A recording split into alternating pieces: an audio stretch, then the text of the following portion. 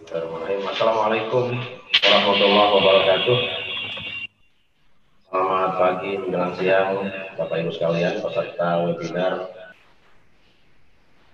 Prodi Ekonomi Syariah Sekolah Tinggi Agama Islam Miftahul Ulum Paradepandia Sumeneb dengan tema peluang dan tantangan sarjana ekonomi syariah dalam bidang entrepreneurship di era digitalisasi industri. Saya buka dengan alhamdulillahirabbil alamin wa bihi nasta'in ala umuri dunya waddin. Allahumma shalli wa sallim wa barik ala sayyidina Muhammadin wa ala alihi wa sahbihi ajma'in. Asyhadu an la ilaha illallah al-malikul haqqul mubin wa anna Muhammadan abduhu wa rasuluhu shadiqul wa'dil amin.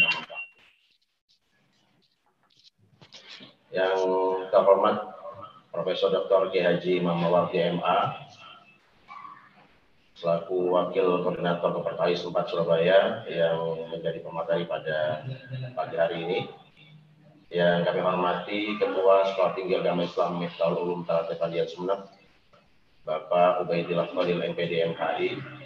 Yang kami hormati Wakil Ketua 1 Sekolah Tinggi Agama Islam Miftahul Ulum Paradepandia Sumeneb, Bapak Usli MPD. Yang saya hormati Ketua Program Studi Ekonomi Syariah Ibu Rizka Fitriah, Magister Ekonomi Islam. Yang saya hormati para pimpinan, dosen, dan pengelola Sekolah Tinggi Agama Islam Miftahul Ulum Paradepandia Sumeneb, dan para peserta webinar nasional yang juga kami hormati.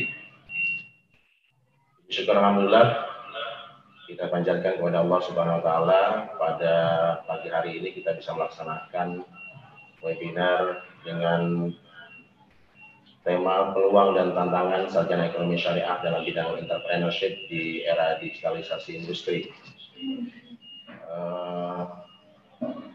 Sebelum kita buka acara ini, marilah kita dengarkan bersama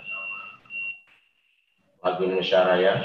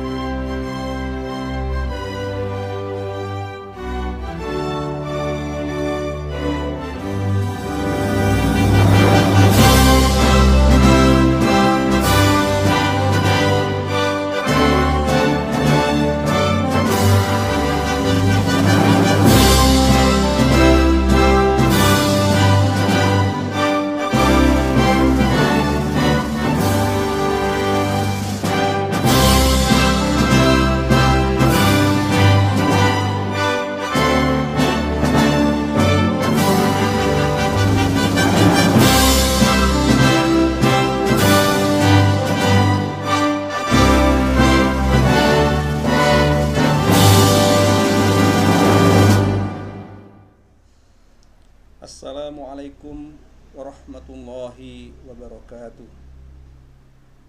Alhamdulillahi rabbil alamin, wassalatu wassalamu ala sayyidina Muhammad wa ala alihi wa sahbihi ajma'in, amma ba'd. Yang kami hormati narasumber webinar pagi ini, Bapak Profesor Dr. Kiai Haji Imam Mawardi. Beliau sebagai Wakil Koordinator Kopertais 4 Wilayah Jawa Timur. Yang kami hormati dan kami ta'zimi Pengasuh Pondok Pesantren Al-Utsmuni, Bapak Kiai Haji Abdullah Khodil, yang menaungi dan melahirkan perguruan tinggi kami,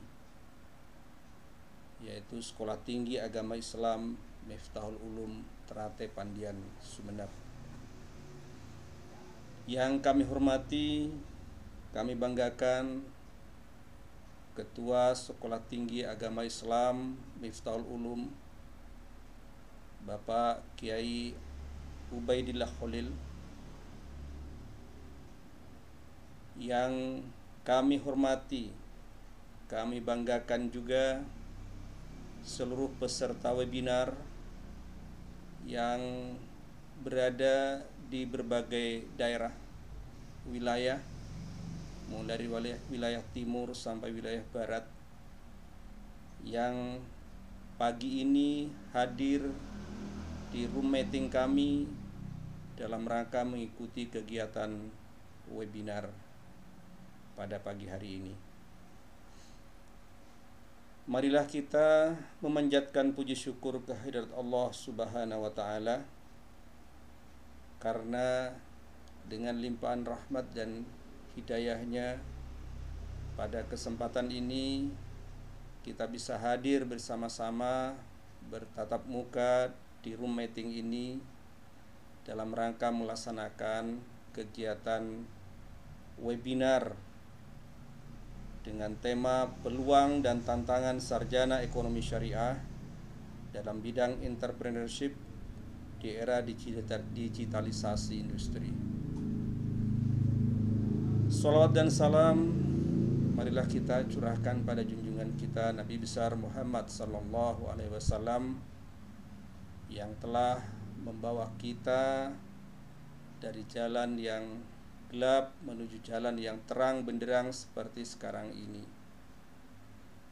Kami berharap semoga seluruh peserta webinar pada kali ini di masa pandemi COVID-19 ini kondisi saudara-saudara dalam keadaan sehat walafiat, tetap dalam lindungan Allah Subhanahu wa Ta'ala.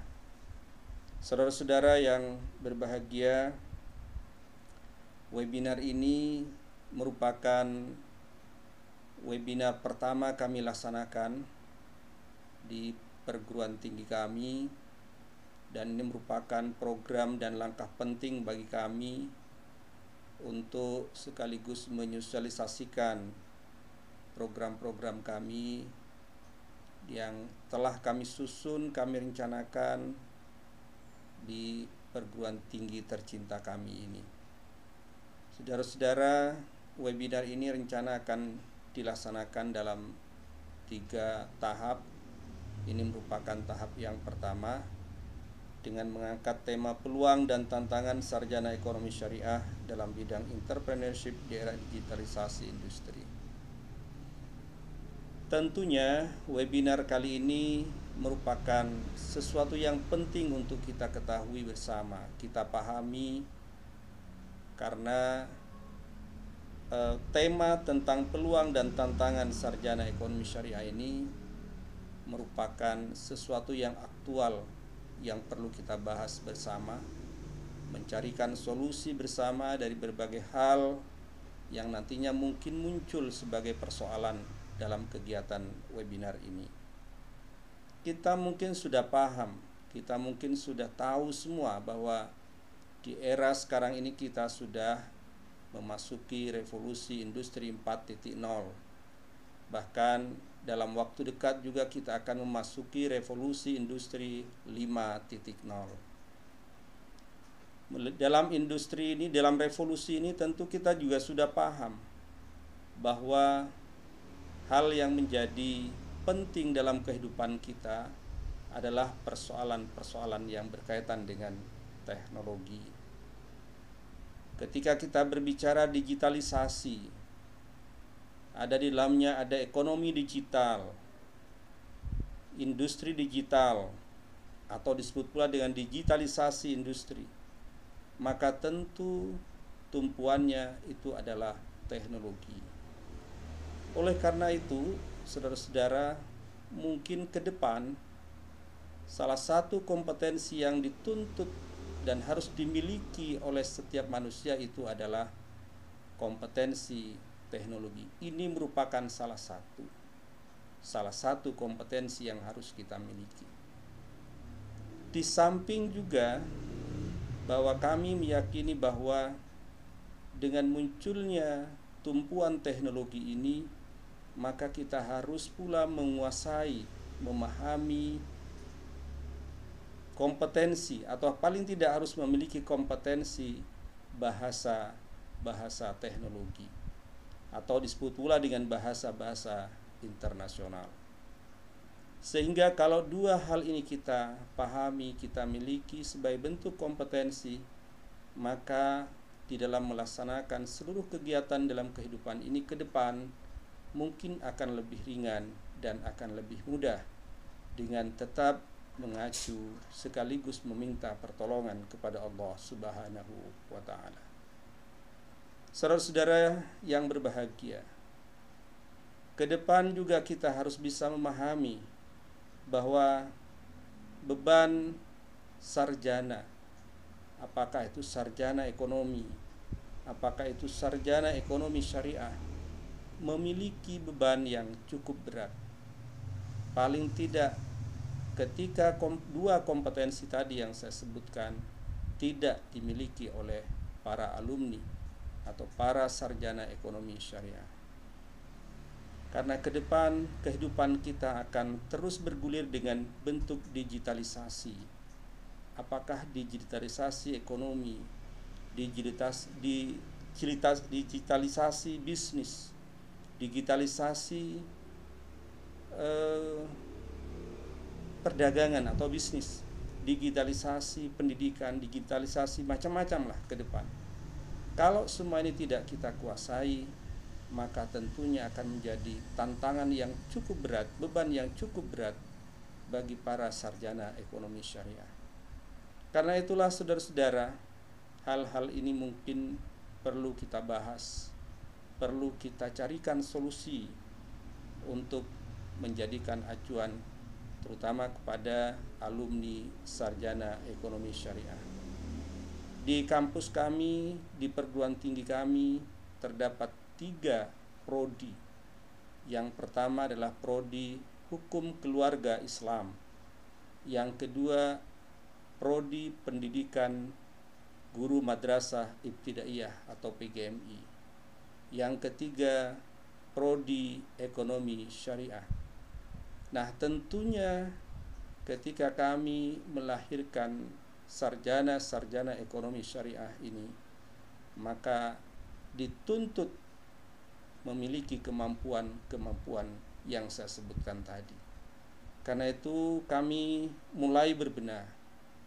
Kita mulai dari kurikulum, kita lakukan penyempurnaan untuk menghasilkan alumni lulusan sarjana ekonomi syariah yang tangguh dalam menghadapi kehidupan yang semakin berat ini.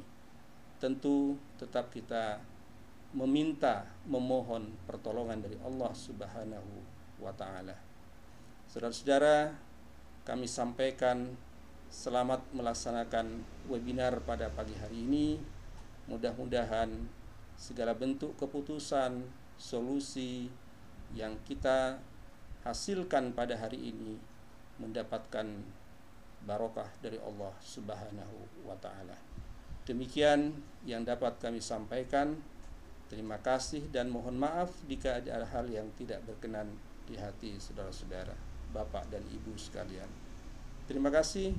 Wallahul muwaffiq ila aqwamit thoriq. Wassalamualaikum warahmatullahi wabarakatuh. Kita langsung masuk pada materi kita pada pagi hari ini, yaitu tentang peluang dan tantangan sarjana ekonomi syariah dalam bidang entrepreneurship di era digitalisasi industri. Tentunya di berbagai perguruan tinggi yang melaksanakan program studi ekonomi syariah ini, dalam profil lulusan itu ada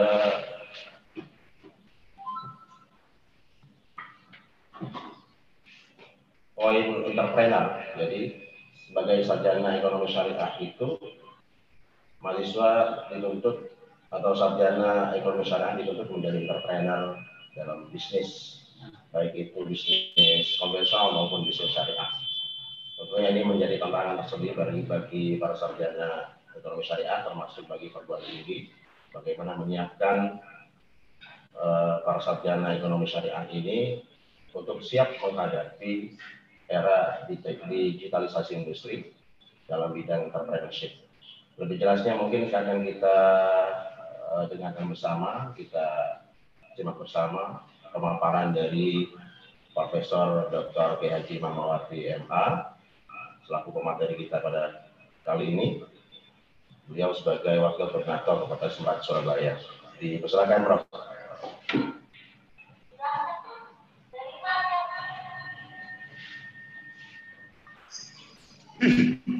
Baik, Assalamualaikum warahmatullahi wabarakatuh.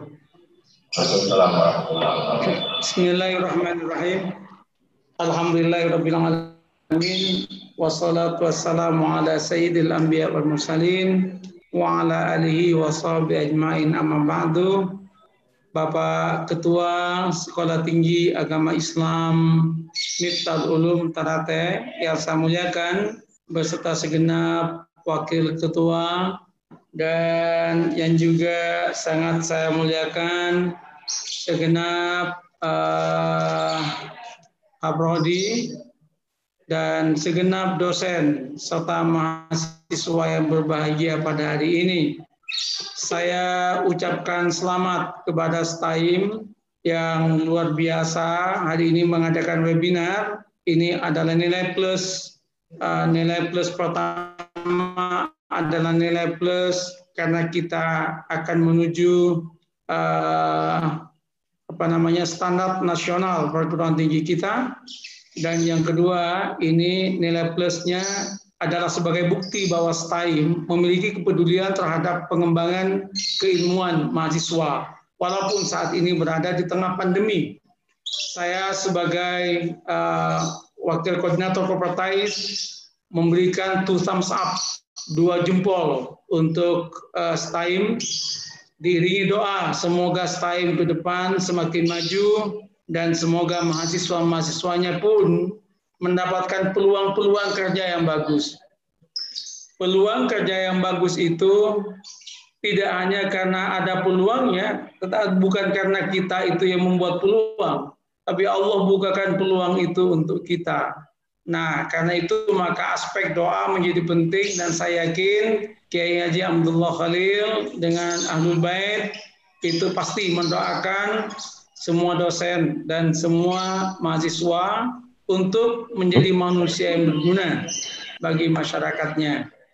Bapak-bapak dan ibu-ibu serta mahasiswa-mahasiswi yang berbahagia, saya hari ini dalam waktu 30 menit itu, walaupun mungkin lebih sedikit nanti, saya akan bicara tentang peluang dan tantangan yang ada pada era revolusi industri 4.0 yang dalam bahasa iklannya STAIM disebut dengan digitalisasi.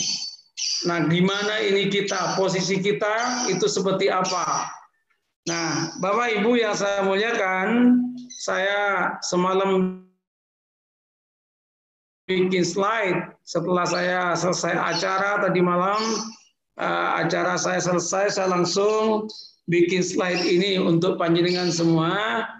Semoga sudah di-share kepada teman-teman yang ikut acara ini. Saya tulis Kuafadis Sarjana Ekonomi Syariah, membaca peluang dan tantangan revolusi industri 4.0. Nah, kalau kita baca dalam literatur yang ada, kita akan tahu bahwa revolusi industri itu memiliki implikasi terhadap gaya hidup, cara berpikir, dan bahkan cara kerja masyarakat.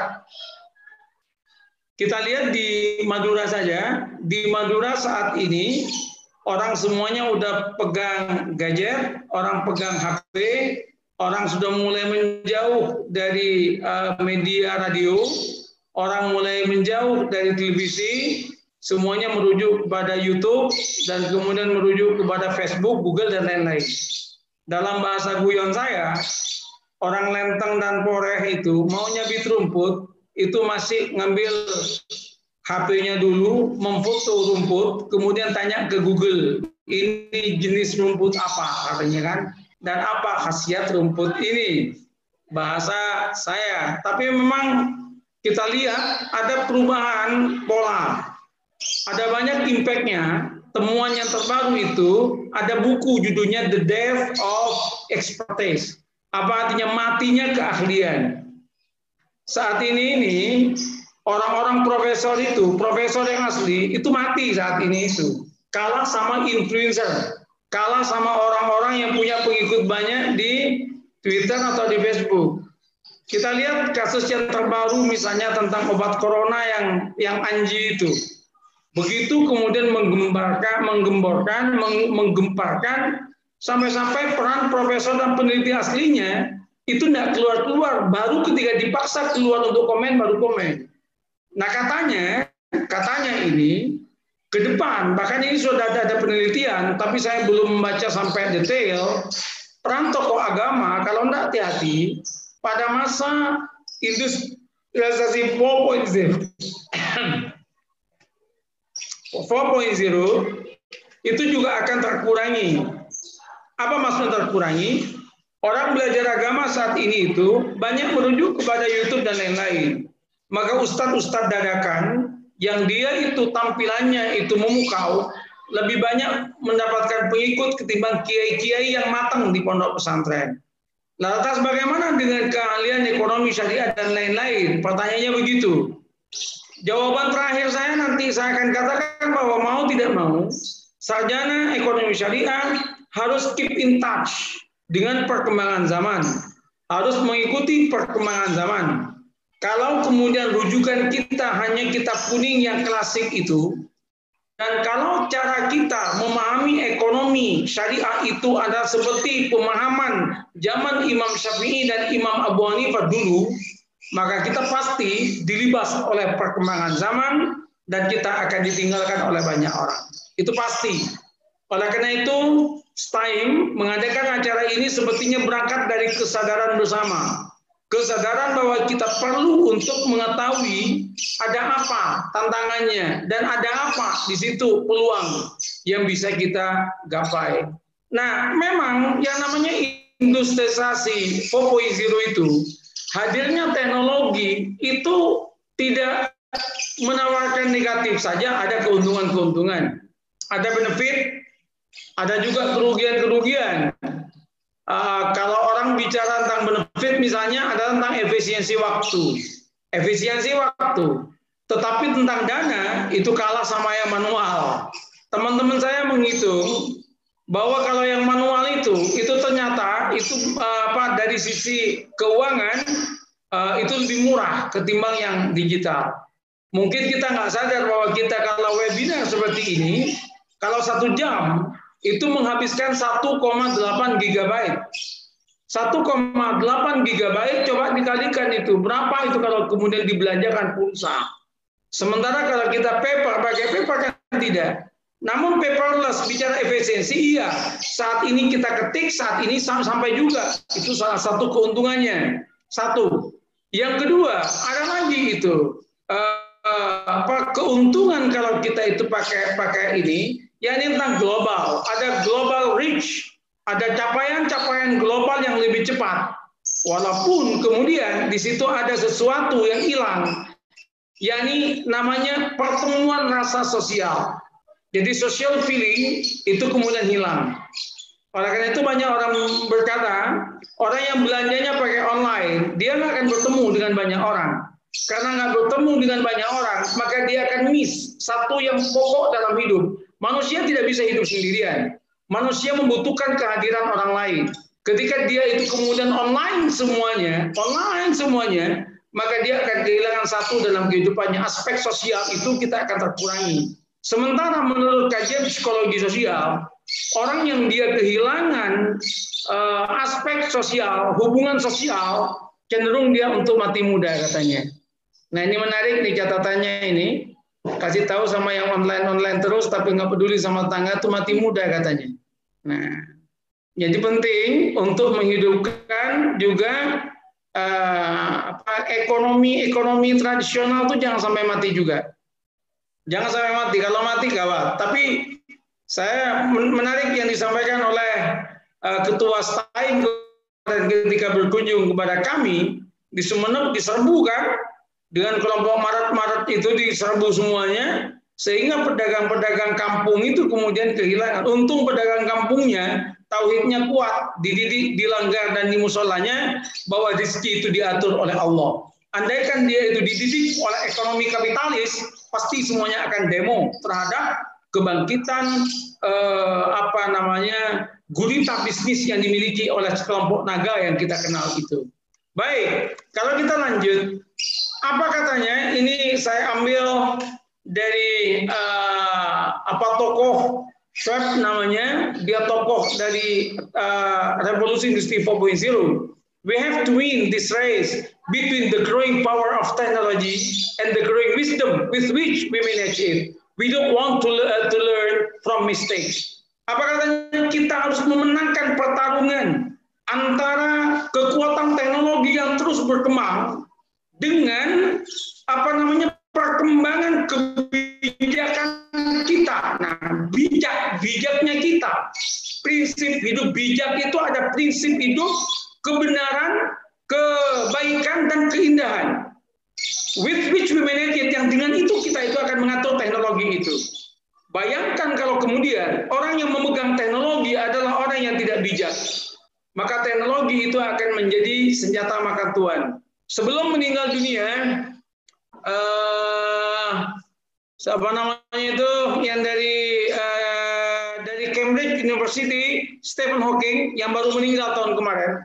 Stephen Hawking itu menulis sebuah buku, bukunya bagus, tentang abad 21 dia nulis itu. Setelah nulis Grand Design, dia nulis tentang abad 21. Dia mengatakan salah satu tantangan terbesar pada abad 21 ini dan ke depan adalah AI. Nanti kita akan ceritakan. Munculnya kecerdasan buatan yang kira-kira nanti melebihi kecerdasan manusia dan tidak bisa dikontrol oleh manusia. Bayangkan saat ini kalau manusianya tidak memahami prinsip syariah, tidak tahu tentang moral menurut syariah, tidak paham dia bagaimana semuanya berperilaku yang islami, maka pasti akan amburadul. Disinilah diperlukan kehadiran manusia-manusia dari sekolah tinggi agama Islam seperti STAIM ini. Kita butuh. Oleh karena itu maka pembinaan terhadap mahasiswa, mentalika keislaman wajib ditanamkan. Nah, apa perubahan yang telah dan sedang terjadi ini pada revolusi 4.0? Seperti yang katakan tadi, ada peran kecerdasan buatan AI, artificial intelligence meningkat, tenaga kerja manusia dikurangi. Ketika kerja manusia terkurangi, maka di situ ada persaingan kerja. Persaingan kerja ini kalau etika tidak dimasukkan di dalamnya, bukan tidak mungkin akan terjadi pertarungan. Karena secara teori, sesuatu yang dia itu terbatas, dibutuhkan oleh orang banyak, itu pasti ada pertarungan. Barangkali ada yang sering nonton film dulu, saya sering nonton film zaman dulu itu, Mad Max namanya. Dia itu berebut sumber minyak. Semuanya berebut sumber minyak, hanya tarung kan, walaupun saudara tarung itu. Bisa dibayangkan Indonesia seperti apa nanti kalau kemudian kesempatan kerja, peluang kerja itu terbatas karena digantikan oleh komputer. Semua komputer saat ini, semua kan online semua toh. Coba bayangkan, mau makan nggak perlu jalan ke warung, mau makan saat ini tinggal GoFood datang itu. Mau kemudian belanja ini, pesan aja ke beberapa gerai online itu. Ada Shopee, Tokopedia, dan macam-macamnya itu. Sebentar lagi ini akan datang ke Indonesia. Kalau Anda mau pergi kemana, itu pakai apa? Pakai mobil yang tanpa supir. Jadi mobilnya itu didesain, lengkap dengan petanya, tinggal kita tuliskan di peta itu. Kemudian tanpa supir dia jalan sendiri. ngerem sendiri kalau ada apa di depan, mundur sendiri kalau kelewatan. Coba, hebat kan? Hebat nanti. Bahkan nanti beberapa tahun yang akan datang, orang kalau lapar mau makan, tidak usah makan, tinggal ngetik aja, lapar, langsung kenyang sendiri itu. Bahasa guyonnya begitu kira-kira itu. Nah baik, satu, keuntungan dan kesempatan dimiliki oleh sedikit orang. Privasi dan data diri yang menjadi konsumsi publik. Hati-hati teman-teman dan mahasiswa semua. Apa yang Anda tuliskan di WhatsApp, apa yang Anda tuliskan di Twitter, apa yang Anda tuliskan di Facebook, itu sangat sulit untuk dihapus dan itu diakses oleh banyak orang. Bahkan saat ini banyak yang hacker-hacker yang bisa mencuri data. Semuanya dicuri. Data itu apa artinya? Maka privasi manusia itu akan semakin terkurangi. Kalau privasi semakin terkurangi, semakin tidak nyaman hidup ini. Gimana kemudian caranya? Itu panjang ceritanya. Nanti kita bicara tentang law of cyberspace atau cyberspace law, hukum cyberspace, dunia maya. Kapan-kapan kita bicara itu nanti. Nah, yang terakhir, menurunnya kepercayaan publik dalam bisnis, media, dan lain-lain. Anda pasti tahu semua, begitu banyak hoax yang terjadi. Orang-orang tetangga saya itu, kehilangan uang itu 25 juta gara-gara beli burung lovebird lewat online. 1-2 kali oke, lovebird-nya datang. Sekarang itu kemudian bird-nya nggak datang, love-nya hilang, menjadi benci. Coba bayangkan. Bingung dia, datang kepada saya, minta supaya didoakan, lovebird-nya datang. Saya bilang, doa saya tidak untuk lovebird, tapi untuk manusia. Gawat toh? Gawat. Satu. Kedua, tipu menipu. Saat ini begitu marah kan? Saya kemarin mau ditipu saya itu. Masuk ke ini, nggak tahu ini provider. Nomor HP juga saat ini dibagikan kepada siapapun. Tiba-tiba Anda mendapat situs berikut, saya buka. Itu apa-apa. Saya bilang, tolong nomor Anda jangan dihapus. Tolong situsnya jangan dihapus. Polda sedang langsung dihapus semuanya. Nah, penipuan toh? Bayangkan kalau seperti ini, kemudian menipu kepada 1, 2, 3 orang. Apa yang akan terjadi? Maka ada semacam emosional, massa, social emotion yang berujung kepada ketidakpercayaan. Nah, hati-hati. Nanti ini juga termasuk perguruan tinggi kita.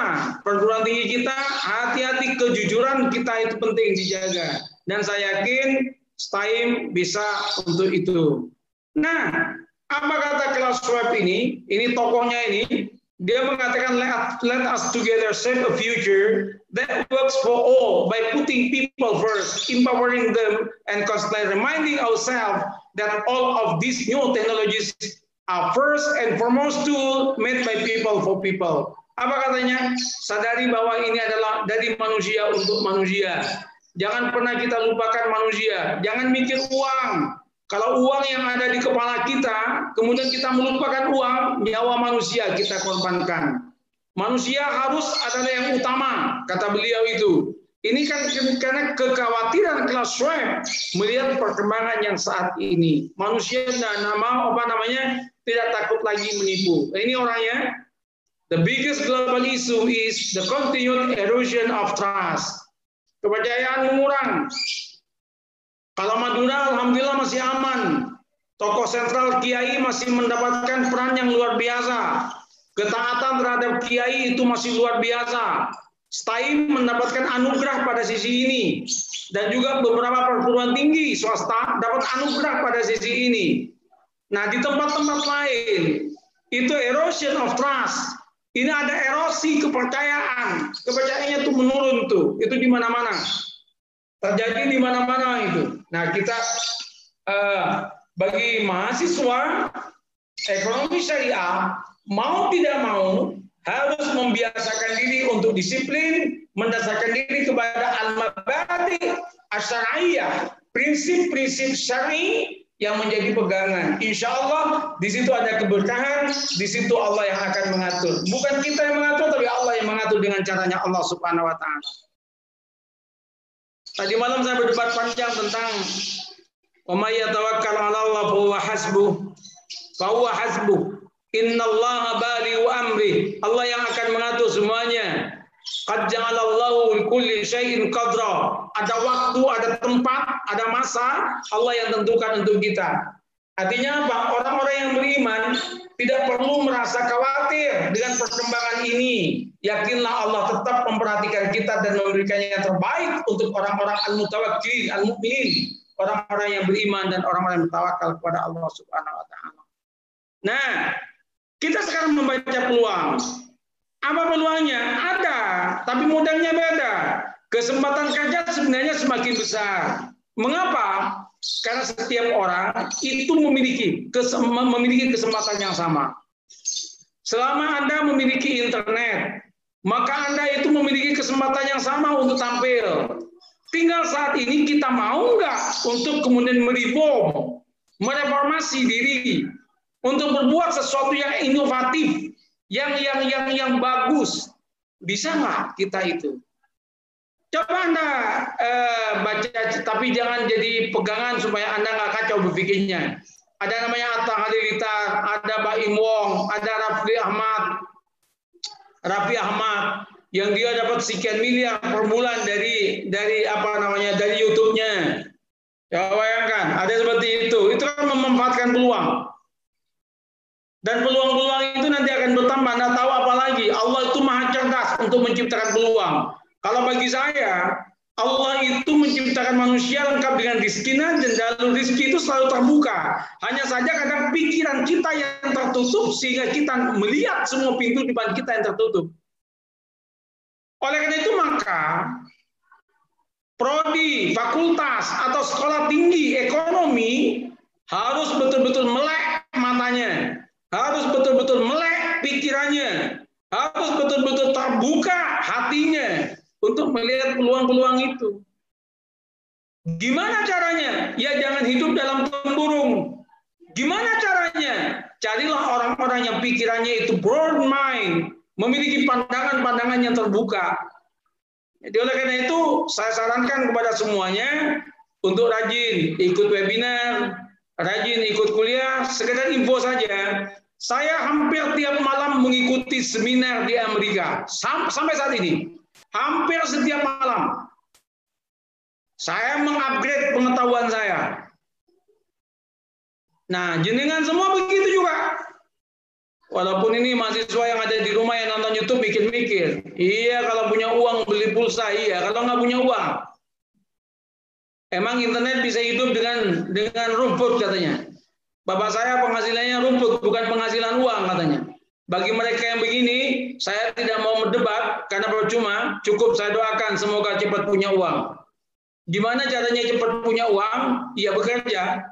Gimana caranya bekerja? Sekolah ekonomi syariah dulu yang baik, insya Allah. Mutar lagi itu solusinya itu. Tapi enggak, ini bukan lingkaran setan, ini lingkaran malaikat.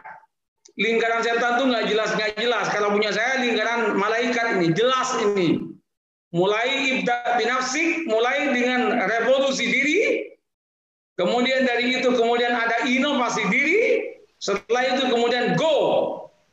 Kapan-kapan kita bicara prinsip Al-Quran. Saya kalau sempat, kalau punya waktu luang, saya bicara itu.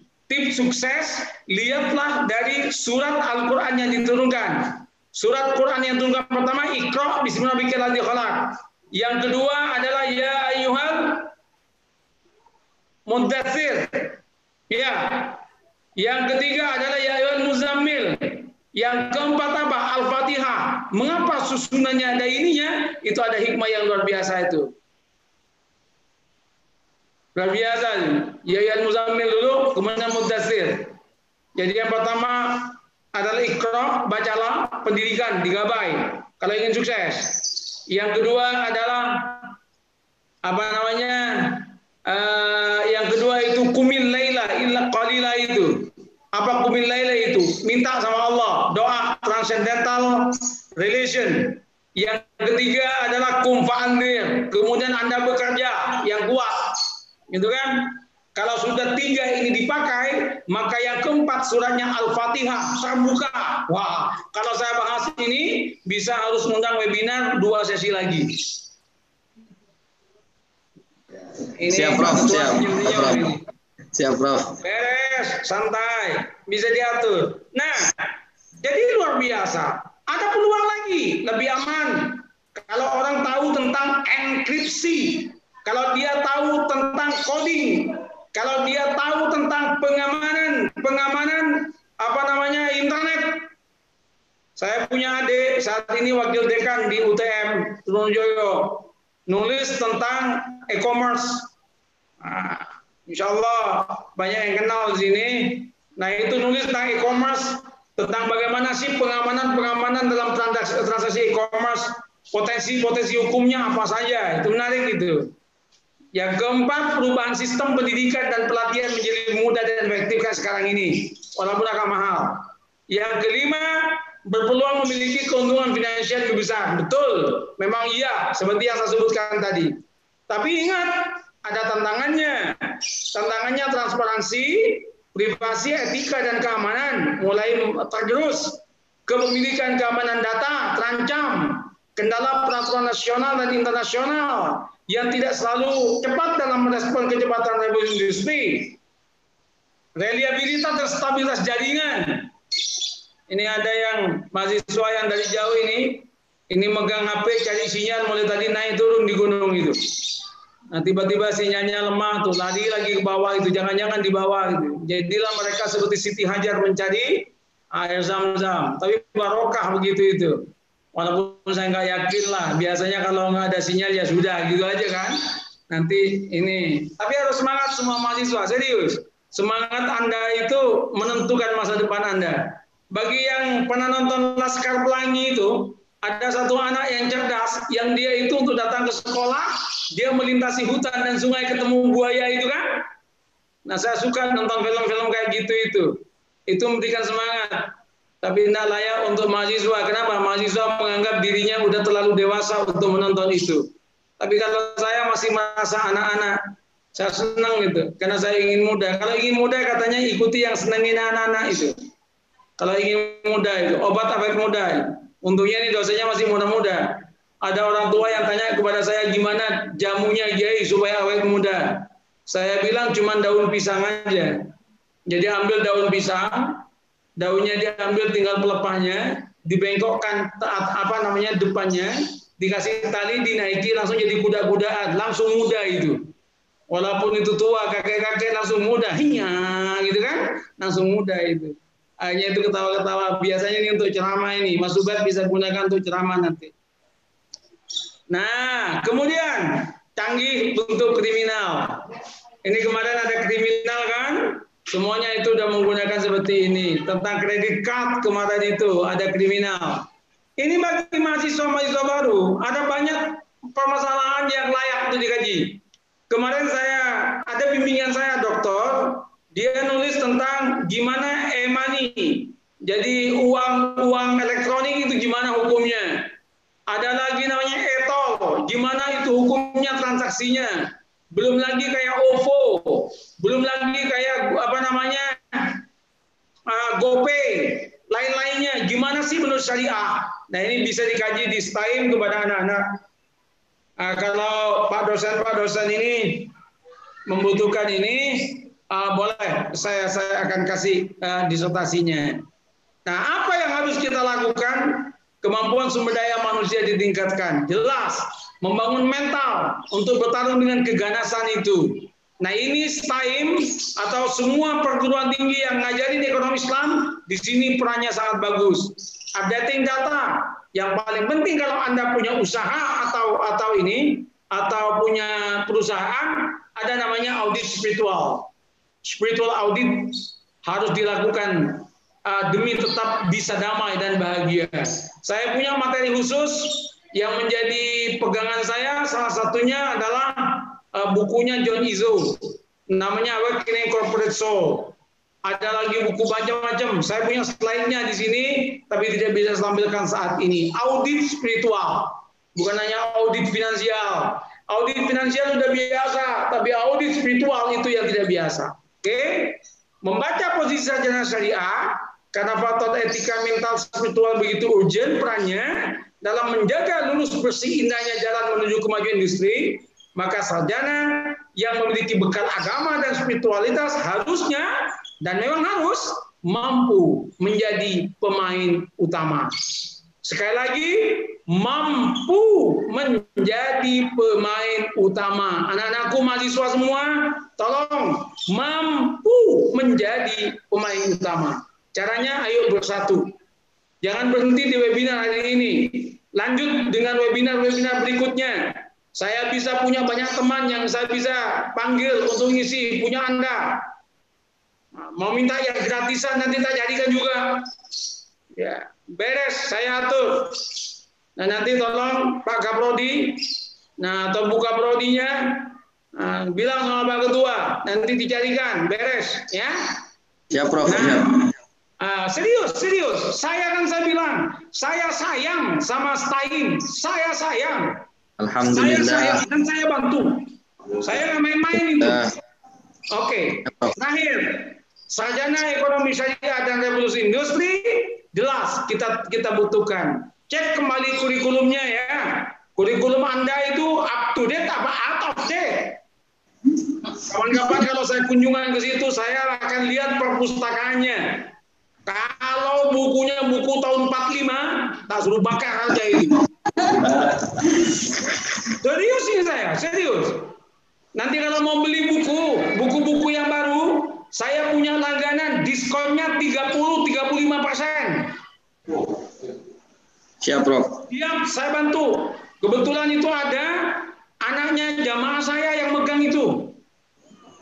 Saya kalau beli ke situ 30-35. Anda kalau di luar maksimum dapat 20%, biasanya 10. Nah, kalau berkenan, ayo saya bantu juga. Langsung hubungi orangnya, biar Anda tahu sendiri. Takut dikira Imam Mawardi ngambil untung lagi. Nah, oke. Nah, jadi harus dilihat itu referensinya. Apa yang kita miliki? Lakukan segera link and match sehingga tidak gagap dan tidak gugup berhadapan dengan realita kekinian. Nah, jadi ini berangkat dari kita, dari good character namanya. Nah, ini nggak usah saya bahas, tapi coba Anda lihat ini karakter The Ultimate Success Factor, buku ini perlu dibaca. Ini sudah ada terjemahannya. Tolong beli, minimum Pak Ketua yang beli ini buku bagus. Bagaimana caranya kita mencetak karakter-karakter sukses itu? Wajib beli buku ini. Nah, harganya dulu itu sempat ini harganya 180.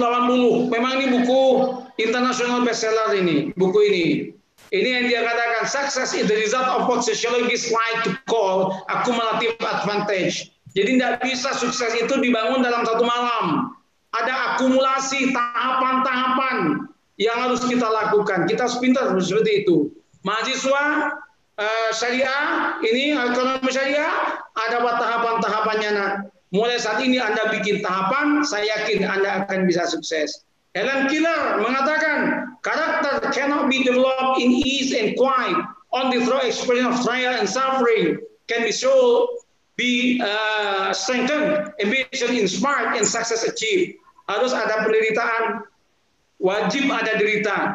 Jangan tenang-tenang sekarang. Itu prinsip tidak benar itu. Muda, kaya, raya, katanya kan? Apa muda, apa katanya? Foya-foya, tua, kaya, raya, mati, masuk surga, katanya kan? Itu kerjanya orang nggak punya kerjaan itu. Ngayal itu. Harus ada seperti itu. Demikian, terima kasih. Kalau pertanyaan agak panjang nanti bisa ngubungin WA nomor itu. Silakan kalau ada tanya jawab, saya persilakan.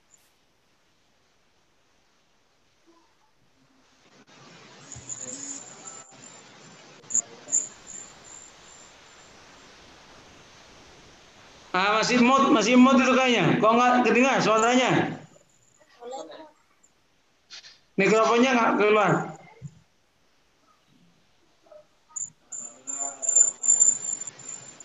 Belum.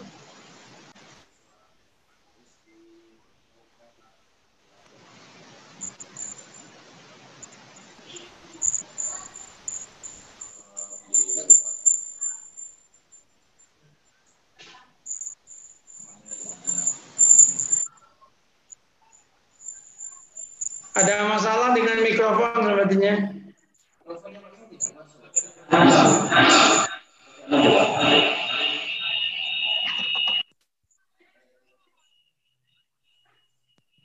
Apabila ada pertanyaan seputar tema kali ini, silahkan Anda tulis di kolom komentar di live YouTube. Jadi teman-teman kami akan menampung dan akan disampaikan kepada pemateri. Ya, mungkin Prof bisa memberikan pandangan tentang kurikulum apa yang perlu ditambahkan dalam kurikulum ekonomi syariah ini agar sarjana ekonomi syariah ini siap untuk menghadapi tantangan era revolusi industri 4.0. Kurikulum apa? Jadi untuk menjawab kurikulum apa, maka pertanyaan saya adalah apakah Anda sudah mencoba untuk meneliti perkembangan di luar? Perkembangan di Fakultas Umum Ekonomi atau juga bahkan perkembangan dunia tentang ekonomi Islam. Udah baca belum? Kalau Anda udah bisa baca itu, maka akan muncul inspirasi apa yang harus ditambah dan kurangi. Jawaban tidak bisa seragam. Kenapa jawaban tidak bisa seragam? Tergantung kepada lokality masing-masing. Tapi yang pokok, yang wajib, literatur yang wajib adalah tentang ekonomi Islam kontemporer. Ada banyak buku tentang ekonomi Islam kontemporer, terutama yang pendekatannya sudah menggunakan pendekatan makosid. Yang sebelumnya rata-rata pendekatannya adalah pendekatan fikih ansih, fikih murni. Nah, tolong Anda cari yang pendekatannya pendekatan makosid. Kalau Anda berkenan, kuliah S3 dengan saya. Kalau nggak berkenan, karena beberapa faktor, saya kirimkan makalah-makalahnya, tapi berbahasa Inggris, tentang pendekatan makosid terhadap ekonomi. Rata-rata saat ini, orang mengkaji ekonomi Islam itu, pendekatannya adalah pendekatan makosid.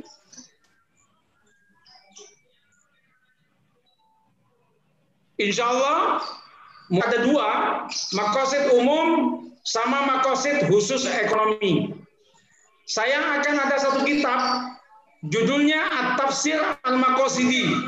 Itu yang akan menjadi kajian pokok kita. Semua yang ikut ngaji dengan saya, wajib mendaftar, dan wajib punya PDF-nya. Saya kirim PDF-nya bagi yang ikut, judulnya At-Tafsir Al-Maqasidi, ayat-ayat Al-Quran yang Anda tidak pernah kenal bahwa ini tentang ekonomi, ternyata tentang ekonomi. Salah satu contoh misalnya tentang khilafah. Kalau Quran bicara tentang khalifah, ini ja'ilun fil ardi khalifah. Siapakah khalifah itu? Ternyata sebagian ahli tafsir mengatakan al-khalifah, khalifah itu adalah sahibul mali. Mereka yang punya uang, punya harta, punya modal. Ekonomi kan? Wah, ini bikin geleng kepala kalau saya mengkaji bab ini nih. Anda akan kaget terkagum-kagum ini. Tafsir Maqasidi. Insya Allah mulai bulan depan ada pengajian mingguan tentang tafsir Maqasidi untuk iktisadiyah, untuk ekonomi. Dan satunya Maqasid umum. Wajib daftar, saya nggak mau orang yang nggak niat ikut-ikutan, nggak mau saya. Nggak mau. Nah, itu saya kira jawaban saya untuk sementara. Ada pertanyaan lain?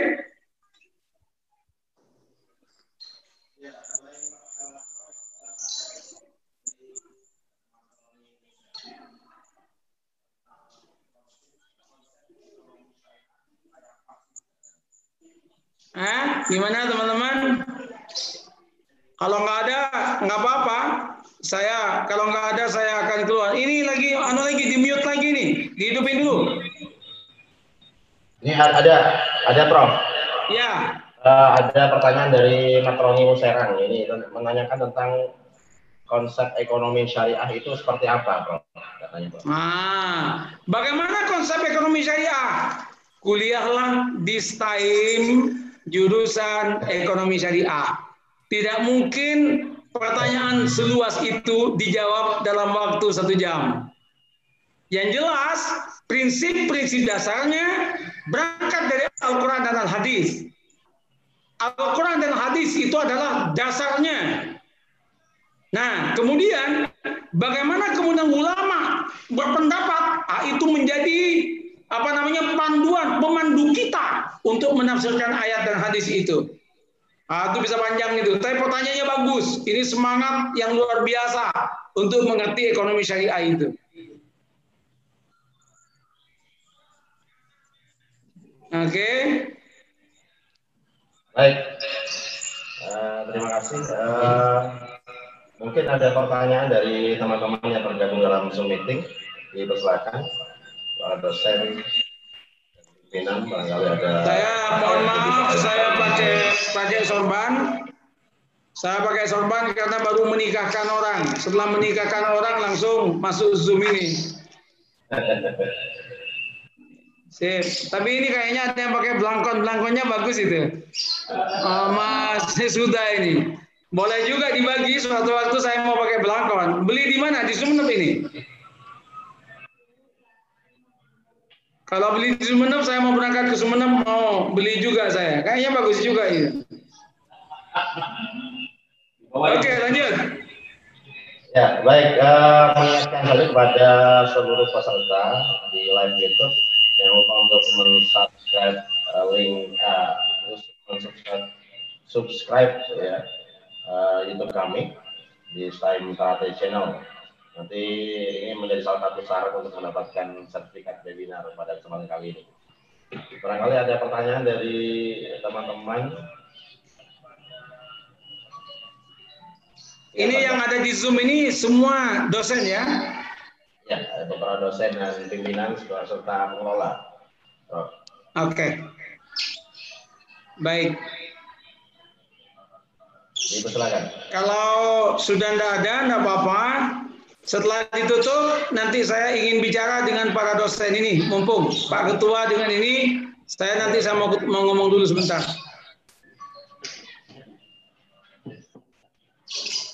Tadi masih ada di chat.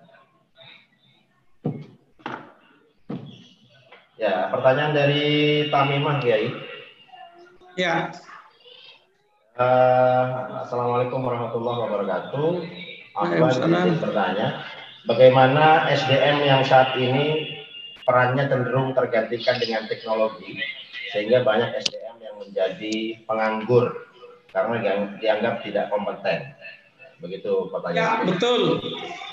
Betul, itu yang saya bilang tadi, tantangan pada revolusi industri atau digitalisasi ini ada di situ. Kalau kita tetap pakai gaya lama, kita akan tergerus oleh zaman. Oleh karena itu, STAIM ini perlu menjembatani. Jadi harus ada program-program yang khusus tentang pengenalan dunia digital teknologi dalam kaitan tentang ekonomi. Saya sangat mendukung kalau Anda suatu waktu itu mengundang pelaku ekonomi syariah atau pelaku user atau startup yang dia itu paham betul tentang tantangannya. Saya sangat mendukung. Kalau berkenan nanti benar, nanti kita carikan pembicaranya yang menurut saya memiliki kualifikasi bicara itu. Jadi untuk menjawab pertanyaan tadi itu adalah disitulah letaknya, ribetnya, move kita itu berpindah dari gaya lama untuk gaya baru ini. Membutuhkan waktu, membutuhkan kecerdasan, dan membutuhkan strategi. Bagaimanapun kita sekarang dipaksa untuk kenal dengan internet, untuk kenal dengan dunia teknologi, dipaksa. Ke depan juga akan begitu. Bahkan saya dengar bahwa ke depan Mereka itu dunia uang bisa jadi udah nggak dipakai, uang kertas nggak ada. Semua uang akan menjadi digital. Kalau semua uang menjadi digital, orang yang tidak paham digital tidak bisa transaksi. Anda akan mengatakan nggak mungkin, untuk saat ini mungkin nggak mungkin karena masih kita di desa. Tapi kalau Anda sudah masuk di Surabaya, Anda kalau ke mall di Surabaya, masuk pagar, pintu pagar, sekarang tidak pakai uang. Langsung kita pakai bayar pakai OVO. Dipaksa oleh sistem untuk kenal dengan dunia digital. Akan begitu ke depan. Oke. Baik. Baik, ada pertanyaan lagi, Prof. Ini dari Faris Farisi Astuti. Baik, kalau memang sudah tidak ada. Masih ada, Prof. Masih ada, Prof. Saya kira itu sebagai pancingan. Kalau masih ada pertanyaan, boleh nanti masih dikirim ada. via WA ke saya, walaupun harus antri untuk jawaban. Ya. Ini masih ada, Prof. Nambahnya ini ada kemarin yang masalah cinta itu. Aduh, saya ketawa itu. Tidak ada yang masalah yang lain-lain itu. Ini ada dari Faris Farisi, Prof. Bagaimana cara menghadapi sistem ekonomi syariah di zaman abad ke-21 ini dengan yang sedang marak-maraknya riba katanya.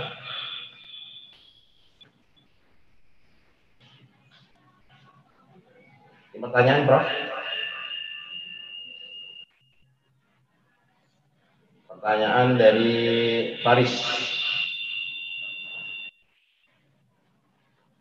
Bagaimana cara menghadapi sistem ekonomi syariah di zaman abad ke-21 ini dengan sedang marak-maraknya riba, seperti itu, Prof.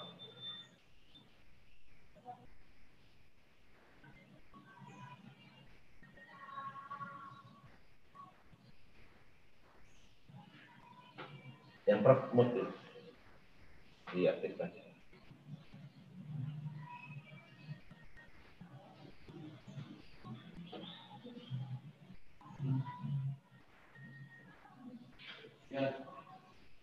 Ya, Prof, di mute dulu. Suaranya Prof di mute unmute. Suaranya, Prof, di unmute. Oke. Tadi ada yang memut ini hostnya, saya nggak pernah ngemut sebenarnya ini. Nah, oke.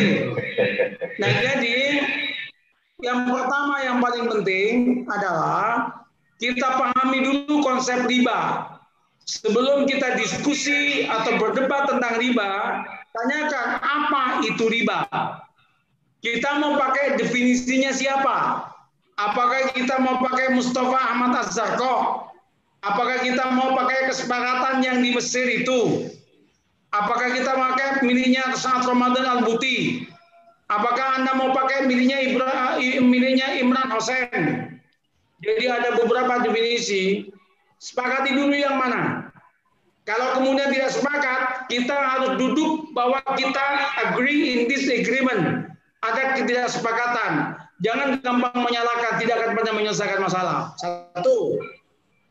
Yang kedua adalah, kalau kita sudah menemukan definisi riba yang kita yakini sebagai definisi yang benar, bagaimana kita menghadapkan terhadap fakta, terhadap realita yang ada. Nah, di situ Anda punya skala-skala. Ada pertimbangan. Namanya itu skala prioritas. Dalam istilah dari Yusuf Al-Qaradawi disebut dengan fiqhul awaliyat. Dalam istilah dari ulama-ulama Muhammad Thori Nuasyur dan orang setelah itu disebut dengan tarjih makrosidi. Kita menghitung antara mafsadat dan madaratnya, antara maslahat dan mafsadatnya. Dihitung-hitung. Itu yang saya sebut dengan pendekatan makosid. Sedikit saya mau bicara tentang usul fikih. Rata-rata kita berbicara tentang sabdu dzari'ah, blocking the means, sesuatu yang mengantarkan kepada yang tidak enak, walaupun itu sebenarnya boleh, halal, tapi yang halal ini akan mengantar yang halal ini akan mengantarkan kepada yang nggak enak, maka yang halal ini dianggap tidak boleh. Satu tadi kan namanya. Mengapa kita tidak mencoba masuk kepada yang disebut dengan Fathul Dzari'ah? Mulai zamannya Al-Qarafi, Al-Hanafi udah pernah itu. Fathu, kalau tadi saddu, blok, menutup. Sekarang Fathu Al-Dzari'ah. Apa namanya? Paving way, membuka jalan. Sesuatu yang di depan itu akan menjadikan positif, maka sesuatu yang kelihatannya itu negatif, itu boleh kita tabrak demi tujuan yang positif ini. Namanya Fathul Dzari'ah. Sayang kita tidak sampai ke situ kajian usul fikih kita, sehingga kita terjebak dalam kegalauan karena kebuntuan tekstual dalam menjawab tantangan zaman. Disitulah kita belajar maqasid dalam kaitannya dengan al-iqtisad ekonomi. Demikian, tidak boleh panjang-panjang karena kayaknya saya udah cukup. Ini pancingan-pancingan saja. Bagi teman-teman semua yang nonton di YouTube, saya terima kasih, dan kepada teman-teman ketua, terima kasih banyak Prof. Wakil ketua, dan semuanya saya apresiasi dan ucapkan terima kasih sangat besar. Nanti kalau udah YouTube sudah dimatikan, saya mau bicara dengan para dosen ini sebentar.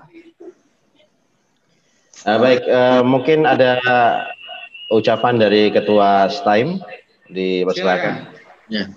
Terima kasih banyak kepada Profesor Dr. K. Haji Imam Mawardi dan juga kepada semua panitia dan pengelola Sekolah Tinggi Agama Islam Miftahul Ulum, dan juga kepada seluruh para peserta webinar kita kali ini. Ini adalah webinar yang perdana dan insya Allah akan dilanjutkan pada webinar-webinar selanjutnya. Semoga apa yang kita dapatkan hari ini menjadi ilmu yang manfaat. Amin, amin. Terutama kepada untuk mahasiswa-mahasiswi Sekolah Tinggi Agama Islam Miftahul Ulum. Baik, sekian dari saya. Kurang lebihnya mohon maaf. Wassalamualaikum warahmatullahi wabarakatuh. Waalaikumsalam warahmatullahi wabarakatuh. Terima kasih telah memberikan sambutan penutup ya. Sebenarnya masih ada beberapa pertanyaan lagi karena waktu dibatasi, kami tutup dan bisa disambung dengan via WhatsApp ya, pertanyaan-pertanyaan itu, dan kita akan sambung dengan webinar-webinar lainnya dari Sekolah Tinggi Agama Islam Miftahul Ulum Taratai Padian Sumeneb.